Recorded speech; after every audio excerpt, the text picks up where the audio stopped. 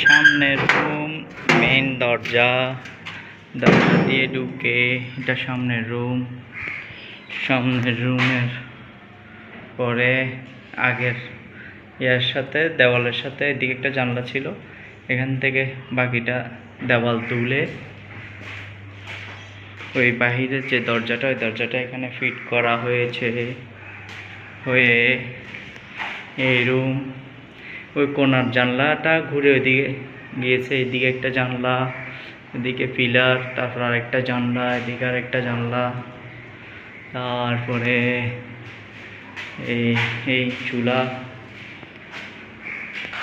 চুলার জায়গা, বেসিন, আগের পুরোনো বেসিনের আয়না, বাথরুম।